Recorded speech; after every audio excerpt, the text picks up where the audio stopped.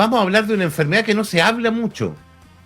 Está por Zoom, así que lo podemos ver también. El doctor Alejandro de Marinis. ¿Está bien pronunciado, doctor? Perfecto. Muchas gracias. Neurólogo y presidente de la Liga Chilena contra la Epilepsia. Y la verdad, doctor, buenas tardes y gracias por atendernos.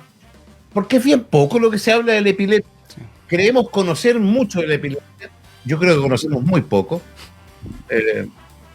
Y es bien poco lo que se habla de la epilepsia, ¿no? Buenas tardes, doctor, gracias por atendernos. Buenas tardes, muchas gracias por la invitación y la oportunidad de hablar de este tan importante tema que, como usted muy bien dice, se habla tan poco. Yo creo que esa frase muestra uno de los problemas que tienen las personas con epilepsia, que esta enfermedad, por razones que tienen que ver, largas razones históricas, carga con un estigma y con una serie de mitos que en realidad no corresponden a lo que realmente le ocurre a las personas con epilepsia. Definamos la epilepsia como enfermedad, en cosas básicas. ¿Qué es lo que es? Perfecto. Y segundo, ¿es tratable? Ya sea médicamente, ¿qué grados de epilepsia existen para salir solamente de la percepción de cuando uno ve a alguien tirado en el suelo, ¿no es cierto? Y tiene el concepto de que hay que ponerle algo para que muerda. Es como que lo único que sabe la epilepsia es eso. Vamos por partes. ¿Qué es lo que es la epilepsia como enfermedad? Bueno, la epilepsia en realidad es un síntoma. Por eso que ahora hablamos de las epilepsias. Hay muchas enfermedades que pueden afectar al cerebro, más de 250 causas, en las que se produce una descarga anormal, como un cortocircuito. Nosotros sabemos que nuestro cerebro funciona sobre la base de las descargas eléctricas de las células del cerebro que se llaman las neuronas, y se produce ahí una especie de cortocircuito. Ahora, este cortocircuito puede abarcar una parte muy chiquitita del cerebro, a un lado o al otro, o puede abarcar casi todo el cerebro. Entonces, dependiendo de dónde se ubiquen estas descargas, son los síntomas que va a tener una persona durante las crisis. Estas descargas son cortas, no duran más de 3 minutos, y por lo tanto las crisis de epilepsia duran menos de 3 minutos generalmente, son muy cortas. Las más conocidas, como usted bien decía, es cuando esta descarga abarca a una parte importante del cerebro a los dos lados y se producen las convulsiones, ¿no es cierto? Es que hay una pérdida de conciencia y estas sacudidas del cuerpo. Esas son las que la gente más conoce, pero no son las más frecuentes, curiosamente. Solo más o menos el 10% de las crisis de epilepsia son así. La gran mayoría son crisis que las descargas se producen en zonas más limitadas del cerebro y lo que producen fundamentalmente es una desconexión de la persona, un compromiso de conciencia. Muchas veces sin caída al suelo, simplemente es como si yo le estuviera hablando y de repente dejo de hablar, abro los ojos, parpadeo, puedo hacer algunos movimientos que a alguien le pueden parecer extraños y esto dura 1 o 2 minutos y pasa. Igual es peligrosa, porque yo me estoy desconectando durante 2 minutos de lo que está pasando, ¿no? Sí. Eso es básicamente. Sí. Doctor, ¿desde cuándo se presenta la epilepsia? ¿Desde genéticamente? ¿Desde que yo nazco? ¿O yo puedo a mis 58 años presentar epilepsia? ¿Cómo Muy buena pregunta. La epilepsia aparece en todas las edades de la vida, desde el nacimiento hasta el final de la vida. Porque como es un síntoma, es como si uno tuviera fiebre, por ejemplo, hay enfermedades en distintas partes de la vida que pueden producir epilepsia. El cerebro, ante cualquier cosa que le pase, tiende a responder muy fácilmente con crisis de epilepsia. Entonces, es más frecuente en los primeros 10 años de vida, un poco menos frecuente hasta los 20 años, después baja, pero sigue apareciendo y a partir de los 60, 65 años vuelve a subir, porque aparecen otras enfermedades como los infartos cerebrales, los tumores, la enfermedad de Alzheimer, que también pueden producir crisis de epilepsia. Por lo tanto, cualquiera de nosotros puede tener una epilepsia en cualquier minuto de su vida y esa probabilidad es más o menos de un 1%. Doctor, por acá Gonzalo Chacón. Hola, Gonzalo. Un gusto, y realmente es muy importante porque se habla poco, como bien señala Roberto, de la epilepsia. ¿Se puede detectar tempranamente la epilepsia o viene nomás? ¿O se puede, o hay que esperar a que llegue? ¿Qué signo en el fondo se puede sentir para que los padres y los familiares estén atentos? Buena pregunta. En realidad, eso es algo que también le enseñamos a los alumnos. Para tener epilepsia hay que tener crisis de epilepsia, ¿ya? No existe un examen que diagnostique, que confirme o descarte que una persona tiene epilepsia, sino que son estas crisis, que lo más frecuente, como decía, es con una manifestación de conciencia o crisis motoras de movimiento, ya sean las convulsiones o a veces otro tipo de movimientos, saltitos en los niños más chicos, es que tienen unas crisis que se flexionan durante un rato y se dejan de flexionar. Entonces, cuando aparecen las crisis, uno puede hacer otras pruebas de estudio, fundamentalmente primero el electroencefalograma y en los más grandes una imagen cerebral con una metodología que se llama resonancia magnética del cerebro, y uno va juntando todas estas partes para hacer el diagnóstico. Pero lo que da el sello de que una persona tiene epilepsia o no es esta interrupción, episodios de pérdida de conciencia breves. Sin eso, o crisis motoras también. Una persona de repente puede no perder la conciencia, pero si la descarga se produce, por ejemplo, en la zona del cerebro que controla la mano puede empezar a tener movimientos, ¿no es cierto? Solo la mano, y la persona está consciente, eso dura, como dije, menos de 3 minutos, y uno dice, esta es una crisis de epilepsia. Y ahí empieza a hacer el estudio. Doctor, acá un amigo mío me dice, pasado los 30 años, un ataque de epilepsia es tumor cerebral, y me lo da como afirmación. Un amigo mío que se dedica a arreglar frenos, que el mejor que arregla frenos acá en todo caso. Bueno, que ahora y cocina re bien, es buen pescador, pero ahora no sabía yo que era neurólogo también. Es así. Bueno, mire, yo creo que estaría un poquito despistado, igual que su amigo, si me preguntan algo de frenos también.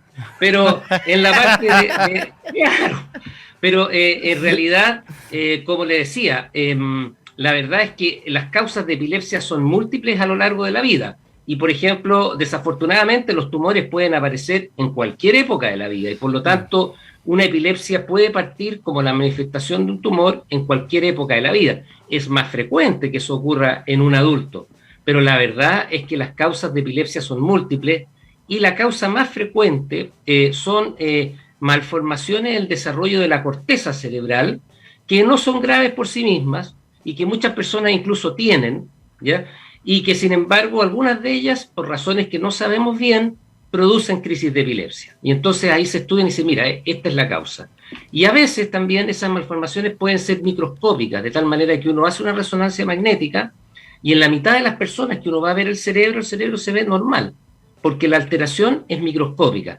Y no es tanto un tema genético, aprovecho de traer ese tema en este caso, sino que lo que nosotros llamamos es un tema congénito. En castellano, los planos del cerebro estaban buenos, pero parece que llegó el 18 y los maestros un poco le echaron así nomás con el cemento y esa parte quedó mala, ¿ya? Y por lo tanto, esa epilepsia, a pesar de que hay una malformación del cerebro, no es hereditaria. Ahora, ¿hay epilepsias que son hereditarias? Sí, porque se pueden producir tanto por causas hereditarias como por causas adquiridas, como hemos dicho hace un rato. Entonces, curiosamente, contrario a lo que uno pensaría intuitivamente, la mayor parte de las epilepsias hereditarias son muy benignas. Aparecen en la infancia tardía, la adolescencia, y tienden a pasar solas. Así que hay algunas sí que son genéticas, que son más graves y más difíciles de tratar. Doctor, una pregunta. Dale, Gonzalo. ¿Hay algún catastro de la cantidad de gente que tiene epilepsia? ¿Se puede poder hacer algún catastro de eso? ¿Es muy difícil? Agradezco la pregunta. En Chile no tenemos un catastro completo, pero justamente la Liga Chilena contra la Epilepsia es lo que se llama un miembro colaborador de la Organización Mundial de la Salud, lo cual es un gran orgullo también para nosotros como país, porque hay muy pocos centros colaboradores en epilepsia en el mundo. Y justamente estamos en conversaciones con la Organización Mundial de la Salud y con el Ministerio de Salud para intentar hacer ese catastro. Eso en términos técnicos se llama determinar la prevalencia de la epilepsia.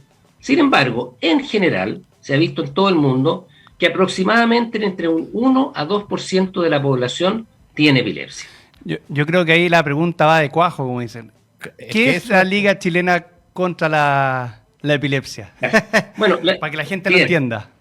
Perfecto. La Liga Chilena contra la Epilepsia, ¿no es cierto?, es una organización sin fines de lucro que existe desde hace más de 68 años y que fue formada por un grupo de mujeres voluntarias y que atendían verdaderamente en una media agua al lado del Instituto de Neurocirugía en Chile para atender en aquel entonces, ayudar a las personas con epilepsia que no tenían acceso a los medicamentos, porque ese fue un problema muy grave por muchos años. Y de a poco, ¿no es cierto?, a la labor de estas damas voluntarias se fueron uniendo un grupo de médicos. Actualmente no solo hay médicos voluntarias, también hay organizaciones de pacientes que se están formando bajo el alero de la Liga, voluntarios tanto profesionales como no profesionales, y todos los que trabajamos allí lo hacemos sin fines de lucro y con mucho gusto de poder desarrollar esto, tanto para ayudar a las personas como también hace mucho bien para todos. De hecho, la Liga Chilena, hay que aclarar al tiro que la Liga Chilena contra la Epilepsia tiene una farmacia que no solamente vende productos para la epilepsia, vende doctor productos de todos los tipos y por haber. Para allá quería ir. Entonces, esto partió justamente dentro de esta labor de beneficencia, igual que el cuento de los pollitos, pero este es de verdad. Le hicieron una donación a las voluntarias de algunos medicamentos. Ellas algunos los vendieron, otros se los dieron a personas de pocos recursos. Con eso que vendieron fueron comprando más medicamentos y a lo largo de los años se formaron estas farmacias de la Liga Chilena contra la Epilepsia, que hay una en La Serena, ¿no es cierto?, en la calle Gregorio Cordovés 247. Y efectivamente, durante muchos años, como esto nació por la epilepsia, la mayor parte de los medicamentos que vendía la farmacia estaban relacionados con la epilepsia. Eran medicamentos para las crisis o para otros problemas del ánimo que pueden tener algunas personas con epilepsia. Pero ahora somos farmacias hechas y derechas. Así que son farmacias en donde se vende absolutamente todo tipo de medicamentos y la idea de nuestras farmacias es que sean más baratas que la farmacia habitual. Y al mismo tiempo que las personas sepan que cuando compran ahí están financiando toda nuestra labor sin fines de lucro, que tiene que ver con servicios que nosotros damos a los pacientes, tanto en ayudar a dar un subsidio para su medicación si no la pueden pagar, dar servicios médicos, sociales, de educación integral, muchos servicios que si ustedes entran a la página de la Liga, www.ligaepilepsia.cl, se van a dar cuenta de todo lo que hacemos y que cada uno cuando compra, además de comprar un medicamento más barato, está colaborando a apoyar a otras personas con menos recursos y con epilepsia. Maravilloso, doctor. ¿Cuándo? Sí. Porque aquí aparece el drama de las mamás. Después le voy a leer algunas preguntas que nos mandan los auditores. ¿Cuándo yo como mamá debo prender las luces de alerta? Porque por primera vez en mi vida, a los 58 años, aprendí que la epilepsia no es una enfermedad, sino un síntoma. Acabo de aprenderlo, imagínate. Entonces, y existen muchísimos tipos de epilepsia. ¿Cómo decirle a una mamá que prenda la lucecita de alerta? ¿Cuándo? Bien. Las dos manifestaciones más importantes y más frecuentes es cuando un niño presenta, ya sea un compromiso de conciencia. ¿Qué me refiero con eso? Por ejemplo, yo estoy hablando con usted y de repente me quedo callado, me desconecto, ¿no es cierto? Esto hay que distinguirlo de un niño que es medio distraído o volado, ¿no es cierto? Sino que realmente me desconecto, me hablan y no contesto, qué sé yo, y puedo tener algunos movimientos, parpadear, mover la boca, mover un poco los brazos, y todo esto ocurre en un periodo breve y pasa. Y después puede volver a aparecer y un episodio es muy semejante al otro. Es lo que nosotros llamamos algo estereotipado. Si un niño tiene eso, al menos puede sospechar que esa es una crisis de epilepsia, ¿ya? Porque esas son las que pueden pasar inadvertidas. Obviamente, si el chiquito tiene una convulsión, bueno, no hay mucha vuelta que darle, pero sí, esto de que un chico se queda quieto, con la mirada fija, no responde o responde más o menos perdido, tiene movimientos extraños, y después se recupera, a veces inmediatamente, otras veces puede quedar como un poquito desconectado un rato y se vuelve a conectar. Esas son las señales de alarma más importantes de que un niño puede tener una crisis de epilepsia. Nótese que digo puede, porque hay otras crisis breves, cortas, que no son epilepsia y que ya ahí el neurólogo infantil o el médico tiene que distinguir, ¿ya? Pero habitualmente esos serían, diría yo, los signos de alarma. Y una consulta, doctor. ¿Esta enfermedad la cubre el auge o no? ¿O está cubierta o no? Sí. Ese es un gran avance que se ha logrado con el trabajo, ¿no es cierto?, de la comunidad de médicos, los pacientes, etcétera. El GES hace muchos años que da una cobertura muy importante para las epilepsias, tanto en niños como en adultos. No es completa, pero sin embargo sí incluye la gran mayoría de los medicamentos que se usan para la epilepsia, incluso muchos de ellos de primera generación, que en pocos países de América Latina están cubiertos con garantía por el gobierno. Lo que falta todavía un poco, y aprovecho de pasar el aviso, es poder tener un acceso más amplio, desde el GES a las imágenes cerebrales, a las resonancias magnéticas, que eso es más difícil, pero en los niños, por ejemplo, lo más importante son la atención médica, el neurólogo, el electroencefalograma y los medicamentos, eso está. Entonces, eso sí ha significado un avance enorme y también ha permitido un poco, a través de los pacientes que están en el GES, ir a lo que decíamos hace un rato de saber cuántas personas hay con epilepsia, etcétera. Doctor, estamos junto al doctor Alejandro de Marinis, neurólogo y presidente de la Liga Chilena contra la Epilepsia.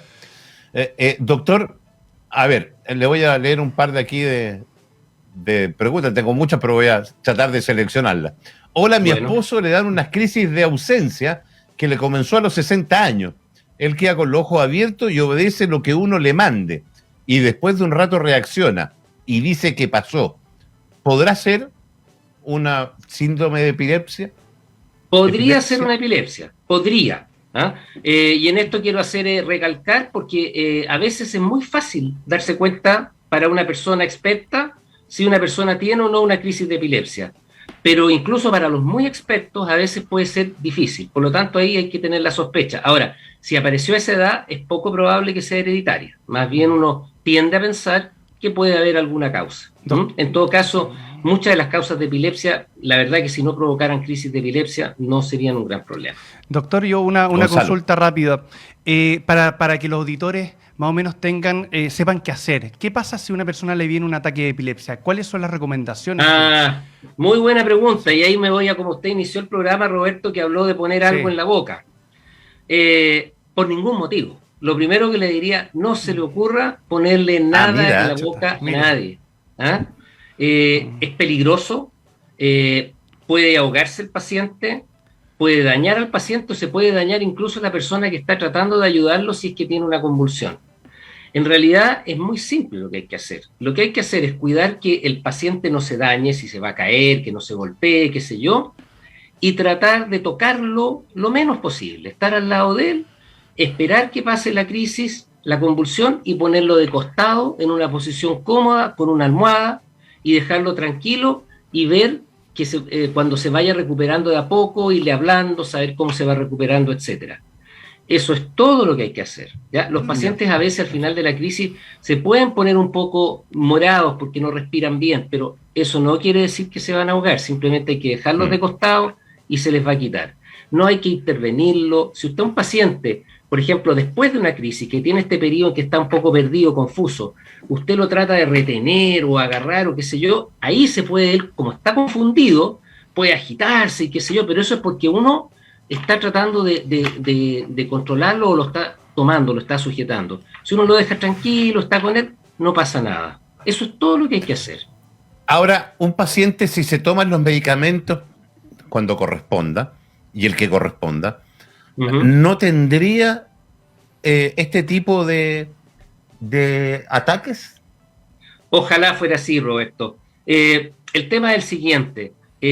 Los medicamentos tratan completamente la epilepsia en más o menos 2/3 de los casos, pero hay aproximadamente 1/3 de pacientes en que el tratamiento puede ser muy difícil y hay que ensayar varios fármacos y algunos de ellos que incluso así uno no logra un control completo de las crisis. A veces las puede disminuir, pero no las logra tratar completamente. Y eso es importante, siempre le decimos a los pacientes, porque un paciente con epilepsia a lo mejor va a un médico, le da un medicamento y tiene crisis y dice, el doctor no la chuntó, qué sé yo. No. Esto puede desgraciadamente ser así en algunos casos. Cuando esto es así, existe una posibilidad de que esa persona que no se puede tratar completamente con medicamentos pueda tratarse con una cirugía. Y la cirugía consiste, en el principio, el concepto es muy sencillo, es lograr determinar cuál es la parte del cerebro que está produciendo estos cortocircuitos y retirarla. Eso es todo. Eso es, el concepto es muy sencillo, la práctica es muy difícil, porque llegar a saber cuál es esa parte, a veces puede ser más fácil, y hay cirugías que responden muy bien y que tienen resultados, se van las crisis en un 80% de los casos, y otras más difíciles que uno sabe que la posibilidad de éxito va a ser más baja, un 20, 30%. Y va a haber un grupo. Pero una persona, una persona que tiene epilepsia vive con el temor de que le va a dar un ataque en cualquier lugar, ¿o no? Porque debe ser, mire, tremendamente fregado vivir con esa sensación de que en cualquier minuto donde esté me puede venir un ataque de epilepsia, ¿o no? Sí, muy buen planteamiento. Primero, depende mucho la posibilidad de que una persona tenga una crisis, aun cuando esté bajo medicación, del tiempo en que logre estar sin crisis. Si una persona tiene una crisis de epilepsia, se empieza a tratar con medicamentos y a los 6 meses realmente no ha tenido ni una sola crisis, la posibilidad de que tenga crisis hacia adelante es bastante baja, pero no es cero, ¿de acuerdo? Podría ser un 5, un 10%, pero no cero. Bueno, en la medida en que va pasando más tiempo, esto es mejor. De hecho, para considerar que prácticamente la posibilidad es cero en la práctica, una persona tiene que estar 10 años sin crisis, de las cuales 5 al menos tienen que ser sin medicamentos. Porque cuando una persona completa 2 años sin crisis en general, esta es una norma muy general, depende del tipo de epilepsia, pero muy en general, a los 2 años sin crisis se puede plantear la posibilidad de retirar los medicamentos o de seguirlos usando. Plantear la posibilidad. Entonces ahí se estudia, se ve y se dice, mire, mejor no sigamos porque aquí está alterado el electroencefalograma o esto, mejor sigamos adelante. Además que hay muchos pacientes adultos que cuando están bien controlados después de 2 años, y usted le dice, mire, vamos a tratar de sacar la medicación, pero tiene que estar sin manejar, la gente, o le puede venir una crisis en el trabajo, la gente dice, no, doctor, olvídese, sigamos tomando los medicamentos. Con los remedios, sí, ¿no? Claro, porque ya sabe que su posibilidad es muy baja, entonces... y los medicamentos, a menos que uno tenga los efectos adversos al principio, que todos los medicamentos pueden tener, después ya son absolutamente bien tolerados y se pueden tomar en forma permanente, se toman 2 veces al día. Entonces para muchas personas tener epilepsia es tomarse una pastilla en la mañana, una pastilla en la noche y se acabó, y nunca más tener crisis. En cambio hay otras personas que pueden tener más problemas. Doctor, la misma persona que le voy a leer el caso termina diciendo, voy a partir al revés, yo tenía miedo de tomar a mis hijos en brazos. Es terrible, dice. O sea, esta misma persona dice, tengo una epilepsia mioclónica de tipo juvenil de los 14 años. Tengo 48 hoy. Nunca perdí conocimiento. Sí. Este año ya 4 veces me desvanecí. Me subieron la dosis y duermo bien. Aún con crisis, aunque mínima. ¿Qué más puede causarlo? Tomo a Temperator. Sí. Temperator. Bueno, ahí y muy mal pulso, cada vez peor. Bueno, ahí tiene que evaluarlo su neurólogo para buscar bastantes alternativas. Es un muy buen antecedente. La epilepsia mioclónica juvenil, que es la que parece tener este auditor, en general responde muy bien a los medicamentos. Es una de estas epilepsias muy agradecidas. Ahora, él estuvo un largo tiempo sin crisis, y ahora volvió a tener crisis. Eso a veces ocurre, ilustra lo que yo estaba diciendo hace un rato, es raro, pero puede pasar. Antes se creía que las personas con epilepsia mioclónica juvenil uno las trataba y listo. Ahora se ha visto que hay un pequeño porcentaje que puede pasar esto. Si eso es así, lo que hay que hacer es buscar un ajuste del tratamiento, ya sea ajustar la dosis de tratamiento de la Temperator, que en realidad el nombre es ácido valproico, ese es el nombre genérico, o bien buscar otras alternativas de tratamiento. Y antes de eso, reevaluar todo el diagnóstico de nuevo. Siempre que cuesta tratar las crisis así, uno dice ya, a ver, reevaluemos todo desde cero. ¿Ya? Volvamos a ver la historia de las crisis, hagamos una reevaluación del caso y entonces veamos si se puede agregar otro medicamento, sustituir otro medicamento, cambiar la dosis, en fin, averiguar qué es lo que está pasando. Doctor, una consulta más específica. ¿Se puede ser madre con epilepsia? ¿Es compatible? De todas maneras, de hecho ese es uno de mis temas regalones. Las mujeres con epilepsia absolutamente pueden tener hijos y además pueden llevar una vida normal desde el punto de vista sexual, reproductivo, absolutamente normal. Lo que sí es importante que tienen que tener ciertos cuidados especiales en el sentido de que tienen que ser seguidas por un médico que sepa de epilepsia y que entonces le vaya dando indicaciones tanto para el tratamiento anticonceptivo como para el tema del embarazo. Porque, por ejemplo, muchos anticonceptivos interactúan con los medicamentos, con algunos medicamentos de la epilepsia, no todos. Entonces, puede ocurrir que si hay una mala combinación del anticonceptivo y del antiepiléptico, ninguno de los dos funcione. O sea, el va a terminar con ataque y embarazada encima. Exacto, eso es. ¿Ya? Pero, exactamente, pero si uno sabe y combina y aconseja, mire, este es el método anticonceptivo que le conviene con este medicamento que tiene el problema, la anticoncepción funciona perfecto. Y al revés, ¿no es cierto?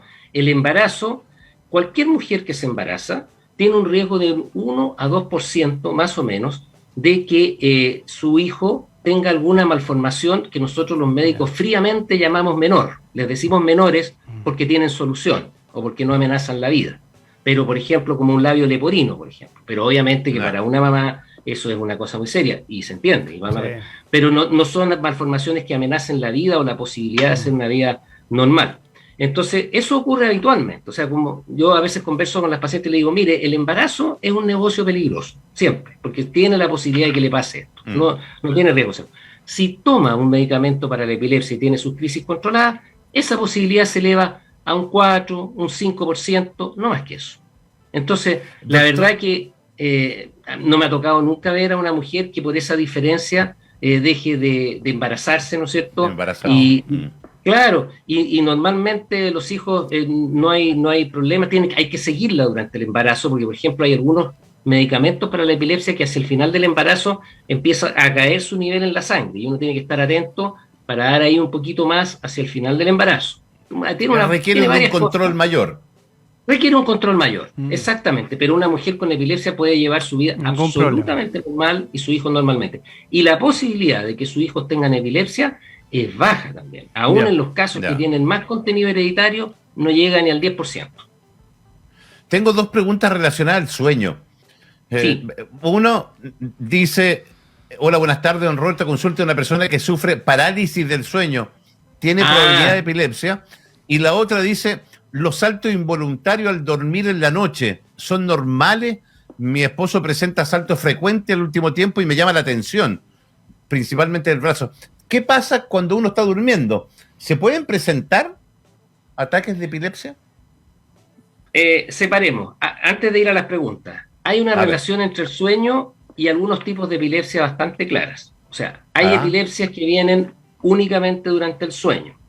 Hay crisis de epilepsia que vienen al despertar, ¿ya? En los primeros momentos o horas después del despertar. Y por otro lado, a cualquier persona con epilepsia le hace mal trasnochar. Lo que más hace que una persona con epilepsia pueda tener crisis es dormir poco, trasnochar. O sea, hay una relación entre el sueño y las crisis de epilepsia, clarísimo. Dicho eso, en estos dos casos que me está contando, en realidad son dos variantes. Hablemos de la primera, del señor que tiene estas sacudidas antes de acostarse. En medicina eso le llamamos mioclonía, son unos saltitos así, como que la persona pega un salto corto, ¿ya? Eso puede ser un tipo de crisis de epilepsia. Hay epilepsias, como decíamos hace un rato, que pueden tener manifestaciones motoras y esta puede ser una, que la persona pega saltito, con compromiso o sin compromiso de conciencia. Pero estas que ocurren al quedarse dormido en la primera mitad de la noche se llaman mioclonías, también son, pero estas no son de epilepsia, se llaman mioclonías del sueño y son completamente normales, completamente normales. Las piernas, el síndrome de piernas inquietas, doctor, hay un síndrome de piernas inquietas también. Sí, pero ese es cuando la persona está despierta antes de dormirse. O sea, una persona que tiene algo durmiendo no es síndrome de piernas inquietas. Las piernas inquietas son una sensación que siente la persona cuando está relajada o se va a dormir. A veces en la noche, pero incluso antes de dormir una siesta o en un cine, que está mucho rato sentada, relajada, que las piernas le molestan. Es difícil de definirlo y siente la necesidad urgente de moverlas. ¿Ya? Y como no tiene nada que ver con la epilepsia. No tiene nada que ver con la epilepsia, ¿ya? Perfecto. Ese es un problema que tiene que ver con otro tema que tiene que ver con un trastorno relacionado con el sueño, no tiene nada que ver. Perfecto. Y lo otro, que la otra pregunta era, al despertar me parece, la otra consulta, la parálisis del despertar. La parálisis del despertar es un trastorno del sueño. Lo que ocurre es lo siguiente, que nosotros en una etapa del sueño, que se llama el sueño REM, que es el sueño en que tenemos sueños más vívidos, ¿no es cierto?, que podemos soñar que corremos o qué sé yo qué, la naturaleza es muy sabia y desconecta al cerebro de toda la parte motora. Así, si uno sueña que va corriendo, no sale corriendo de la cama porque uno está desconectado. Todas las personas, cuando estamos en sueño REM, solo funciona el músculo del diafragma, para que no nos ahoguemos, porque si no, no podríamos respirar y nos ahogamos. Funcionan los músculos de la cadena de huesecillos del oído, por lo tanto, seguimos oyendo. Así, si hay un ruido, una cosa, lo escuchamos. Y se mueven los ojos en una forma que eso no tiene nada que ver con ninguna función especial. Entonces, ¿qué es lo que ocurre? Que a veces, cuando se produce, imaginémonos un cambio de marcha, con una palanca de cambio de un auto. Entonces, yo salgo de la marcha dormido y paso a la marcha despierto, y resulta que entro en un estado intermedio, en que me despierto, esa parte funciona bien, pero me quedo pegado con la parálisis, ¿no es cierto?, de la etapa del sueño. Entonces estoy despierto y no me puedo mover. Puedo respirar, así que no me va a pasar nada, y normalmente dura unos pocos segundos hasta que la persona puede moverse. A veces tiene la sensación de que basta que pueda mover un dedo y ya se conecta de nuevo. Es un cambio. Cuando aparece sola y está relacionada con dormir poco o con mucho estrés, en general es una cosa benigna, ¿ya? Cuando ya aparecen otros síntomas, ya estamos entrando en otro tema, ahí uno tiene que consultar y ver cómo lo maneja. Doctor, yo le quiero dar las gracias por su tiempo. Ojalá poder repetirlo. Doctor Alejandro de Marinis, neurólogo y presidente de la Liga Chilena contra la Epilepsia. Aquí, tal como escribió un amigo, dice, maravillosa charla. Tan necesario conversar de cosas que parecen muy triviales. Cuando uno habla de epilepsia, sí, la epilepsia, pero resulta que nunca nos habíamos detenido a hablar de epilepsia, y menos de la Liga Chilena contra la Epilepsia. Así que le doy las gracias, doctora. Muchas gracias, doctor, también. Yo les doy las gracias a nombre de la Liga porque encantado, estamos disponibles, este es nuestro trabajo y lo hacemos con mucho gusto y con mucho interés. Así que muchas gracias a ustedes. Gracias a usted, doctor. Bien. Gracias. 17 horas con 43 minutos. Interesantísimo. Un gran tema. Hoy y el doctor Alejandro se manejó perfecto. O sea, súper bien. El presidente de la Liga Chilena contra la Epilepsia. Está para ser panelista. El Messi, me estoy preocupando. No, se manejó increíble. Realmente quedamos todos súper bien informados. ¿Sabes lo que pasa? Es que es lo que yo decía recién. Hay enfermedades o temas que uno sabe que existen y no los habla. Yo, en 8 años que llevo haciendo este programa, nunca había hablado de epilepsia. Nunca. Me acabo de enterar, por ejemplo, que la epilepsia es un síntoma. Y claro, yo había escuchado por ahí que habían varios tipos de epilepsia, pero no al nivel de detalle como lo explicó el doctor. No. Muchas veces el no encasillar. En mi época, cuando yo era chico, y está conectado todavía el doctor, y está escuchando todavía, porque ahí lo veo. Sí. Antiguamente se encasillaba el enfermo, doctor, ¿o no? El enfermo de epilepsia se miraba como un tipo raro, ¿no? A ver si me conectan de nuevo al doctor, que lo despedí, pero estaba mirando y estaba conectado. Doctor, lo vuelvo a meter en la conversa de nuevo. No, está feliz su programa, así que yo feliz. Oiga, sí. Antes, ¿sí o no que antiguamente era visto como un bicho raro el que tenía epilepsia? Sí, es que el problema, como decía hace un rato, es que esto viene de muy antiguo. La epilepsia es probablemente la enfermedad neurológica más antigua, lo conocían los egipcios. Y desde entonces estaba asociado con posesiones demoníacas. Por ejemplo, en el Evangelio, en una parte del Evangelio de San Mateo, Dios expulsa a los demonios de una persona con epilepsia, y así sucesivamente. Entonces, está llena de mitos. Nosotros le llamamos estigma a eso. Estigma viene de la palabra marca, como una marca en que los mismos pacientes o la sociedad estigmatizan a los pacientes, e incluso los mismos familiares y los cuidadores, la gente, el personal de la salud, los que se supone que tenemos que cuidar a los pacientes, usamos términos y hacemos cosas que son estigmatizantes. Por ejemplo, sí, claro. Sabemos que si uno habla, hay un estudio muy bonito que hizo un colega en Brasil, en que si uno usaba la palabra epiléptico y le preguntaba a la gente en la calle, ¿usted cree que un epiléptico, como ustedes me preguntaban, una mujer epiléptica se puede embarazar, puede trabajar, qué sé yo? La gente contestaba sí o no. Y después le decían, ¿usted cree que una persona con epilepsia puede trabajar? Y resulta que las personas con epilepsia, pero podían hacer mucho más cosas que los epilépticos. Entonces, es bien, ustedes saben mejor que nadie, el lenguaje crea realidades, y entonces hay un montón de cosas en la sociedad que hacen pensar. Hoy en la mañana había un paciente, un joven, que tenía epilepsia, y me dijo, bueno, doctor, pero esta es una enfermedad mental. No, pues hombre, esto no es una enfermedad mental, es una enfermedad del cerebro. Es como si hubieras tenido un infarto, como hablábamos recién, o un tumor, o un TEC, es eso. Entonces, hay mucho que sacar de mito, incluso entre el personal de la salud, en los términos que usamos. Por ejemplo, nosotros hablamos de crisis de epilepsia y no de ataque. Son todas cosas que tienen una base científica, que se sabe que generan más inclusión o menos inclusión. Pero es así, efectivamente. Yo creo que han cambiado mucho la época. Nosotros que somos a uno que ya tiene 58 años, que le ha tocado vivir muchos años, si en algún minuto le preguntaban si le daría trabajo a alguien con epilepsia, lo más probable es que alguien años atrás hubiera dicho, no, ¿cómo se te ocurre, no, doctor? O sea, ese es el nivel de percepción que existía. Sí, desafortunadamente. Es el nivel de ignorancia que teníamos. Y de estigma, como dice usted, de marca.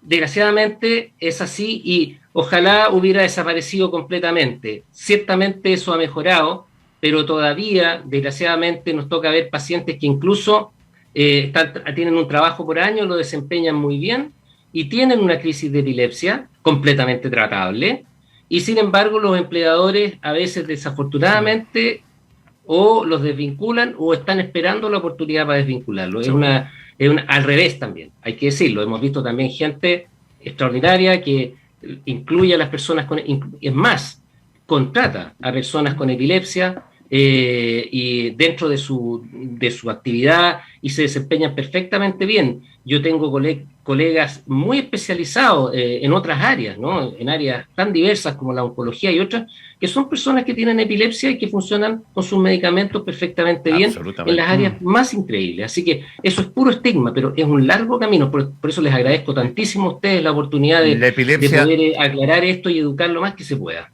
Doctor Alejandro de Marinis, que ya lo despedí, pero esta es la segunda pata. La segunda patita. Segunda despedida, que está muy bueno su programa, pues. Nunca me había pasado que haya despedido a un invitado y lo vuelva a traer de nuevo. Doctor, ¿la epilepsia no disminuye en nada la capacidad de una persona? En nada. La epilepsia misma no, las crisis no. Lo que pasa es que, obviamente, si por ejemplo una persona desafortunadamente tiene epilepsia porque ha sufrido un daño cerebral importante, ¿no es cierto?, por alguna razón, bueno, ese daño cerebral que tuvo podría limitar su capacidad cognitiva, pero no la epilepsia, no las crisis.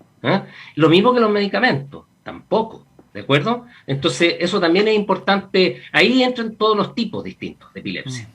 Oye, una consulta nomás, Roberto, rápidamente, doctor. Se me había quedado en el tintero. ¿Tiene algo que hacer de aquí a las 7, doctor? Porque así como vamos... Podríamos hablar horas del tema. Claro. ¿Cómo las personas pueden ayudar a la Gran Liga contra la Epilepsia? Bueno, lo primero, que compren sus medicamentos en las farmacias de la Liga, porque vendemos todo tipo de medicamentos. Así que un simple analgésico, un medicamento para la presión, cualquier medicamento que necesiten, que vayan a nuestra farmacia, que van a encontrar ahí buenos precios y van a ayudar a las personas. Y acordarse que hay una en La Serena. Así es, y hay una en La Serena. Que les debo contar una anécdota. No sé si voy a ser políticamente incorrecto o no, pero es una anécdota que está centrada en la Liga. Que dentro de todos los problemas que han habido sociales y las manifestaciones, etcétera, ocurrió en un minuto que el local de la Liga Chilena contra la Epilepsia fue asaltado en una de estas manifestaciones. Y pasó una cosa que a nosotros nos llena de orgullo, la verdad, que las personas que estaban en la manifestación, cuando vieron que la Liga estaba siendo asaltada, tomaron a los asaltantes, les obligaron a devolver los medicamentos, está todo filmado, las cajas las volvieron a tirar adentro de la Liga y le decían, mire, la Liga no se toca. Para nosotros es un signo de que estamos cumpliendo nuestra misión, nosotros estamos en eso. Absolutamente. Cero fin de lucro, está todo abierto, nosotros, cada uno puede saber todo lo que hacemos y, como le digo, damos servicios, capacitamos a jóvenes con epilepsia para que puedan tener una ocupación, un trabajo, ayudamos a los chiquititos que tienen epilepsias asociadas a enfermedades más graves, pero que necesitan apoyo en su neurodesarrollo, a los más grandes también con facilidades de atención, de educación. Tenemos un departamento de educación que antes recorría todo Chile y ahora recorre toda la red, ¿no es cierto?, educando, en fin, eso es lo que se financia. Esa es una manera de volver la mano, ayudar. Y ahora sí. Para despedirlo, le voy a contar una historia que grafica lo que dijimos, que me lo acaba de mandar una amiga. El príncipe Juan Carlos Francisco, en inglés, el príncipe John Charles Francis, nacido el 12 de julio de 1905, que fue un miembro de la familia real británica y el hijo menor del rey Jorge V del Reino Unido y su esposa la reina María, fue un príncipe enfermizo que sufría epilepsia y que permaneció recluido por sus padres durante gran parte de su vida, apartado de la vida pública. Eso era lo que era la epilepsia antiguamente. Sí. Así es. Así es. Doctor Alejandro de Marinis, yo le agradezco un montón. De verdad, se pasó. Ojalá podamos volver a seguir conversando. Ahora sí que lo voy a dejar. Ya está bueno. Ya. Un abrazo. Sí, lo vamos a dejar tranquilo. Gracias, doctor. Muchas gracias. Muchas gracias. El teléfono no. Perdón. No. Lo voy a despedir con un muy bonito mensaje que llega de una auditora, Ruth, que dice así: un gran saludo para el doctor de Marinis. Mi hijo es su paciente. Excelente profesional, muy preocupado de sus pacientes. Ruth es la mamá, no tengo el apellido. Está bien. Muchas gracias, Ruth. Eso nos da mucha energía. Muchas gracias. Doctor, un abrazo a la distancia y muchas gracias a usted. Lo mismo, que estén muy bien. Hasta luego. Buena tarde. Hasta luego, nos vemos. Chao, chao. Chao, chao. Ya, ahora sí, 17:53. Ya, ahora sí, entretenida conversa la que teníamos. Pero nos vamos a ir a la pausa. Pausa cortita. Ya volvemos. Nos queda todavía harto programa. Nos entretuvimos con el doctor de una manera increíble, Gonzalo Chacón. No, estuvo realmente muy bueno y extraordinario y emocionante la labor que realiza la Liga contra la Epilepsia. Y el conocer. Sí. El nosotros aprender a vivir con la gente que tiene esa enfermedad. Yo creo que, y este es un mensaje para la Fernandita, debemos darle más enfoque a este tipo de cosas en el programa de la tarde. Toda la razón. A que entendamos, porque aquí lo que hicimos, Gonzalo Chacón, es entender cómo vive la gente con epilepsia. Desmitificar cosas. Y lo mismo podemos hacer con gente que tiene depresión endógena, gente que tiene limitaciones físicas. Hay un montón de cosas. Derribar mitos. Porque de repente la gente tiene prejuicios.